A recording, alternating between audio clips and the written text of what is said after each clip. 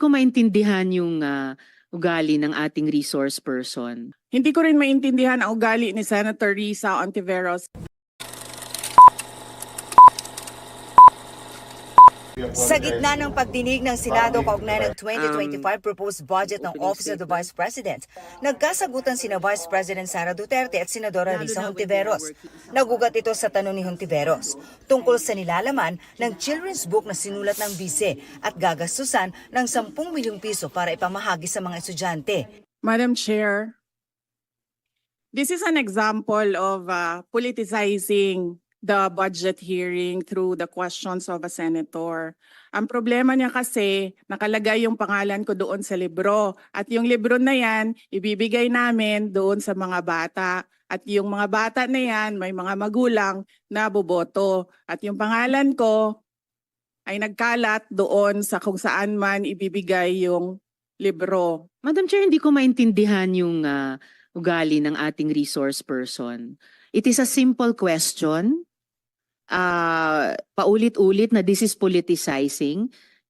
Ang VP ang nagbanggit ng salitang boboto. Wala akong sinabing boboto. Usually, ang resource persons natin ay nagbibigay ng parehong institutional courtesy sa legislature na ibinibigay natin sa executive. I don't appreciate this kind of attitude. Hindi ko rin maintindihan ang ugali ni Senator Risa Ontiveros. And I do not appreciate, ano yung sinabi niya? I do not appreciate this kind of behavior and attitude. Naungkat pa pati ang minsang paghingi raw ni Hontiveros ng tulong kay VP Sara nung mayor pa siya ng Davao noong 2016. Madam Chair, noong 2016, tumatakbo si Senator Risa Ontiveros na senator, nakailang talo na siya. So, Dalawa, Madam Chair. okay, dalawa.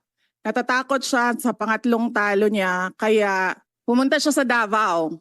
Humingi siya ng tulong. Nawa niya, siya ang pinakaunang umatake kay President Rodrigo Duterte. Anong tawag sa ugaling ganito?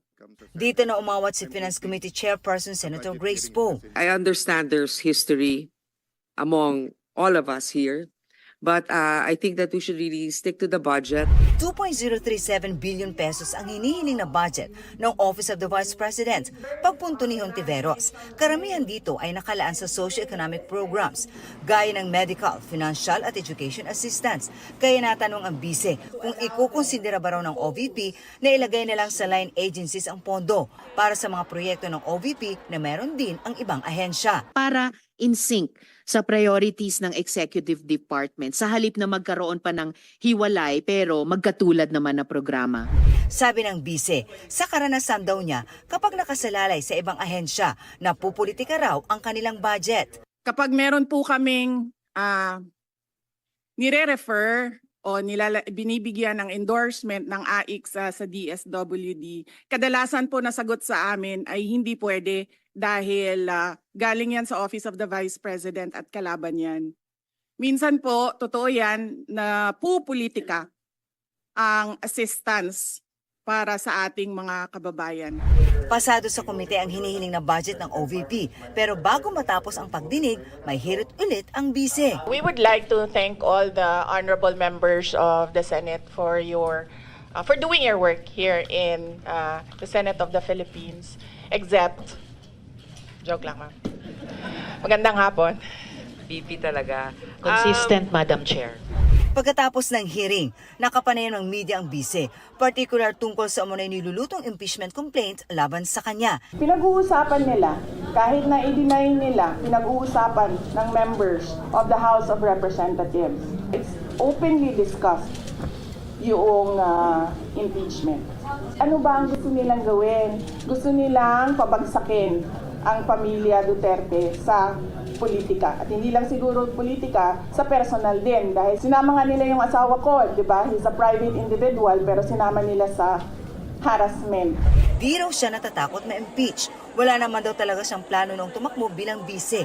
Kung hindi lang daw humingi ng tulong sa kanya ang magkapatid na sina Senator Amy at Pangulong Bongbong Marcos. Sabi nila, hindi kami mananalo kung hindi mo tutulungan kami sa Mindanao at sa Visayas.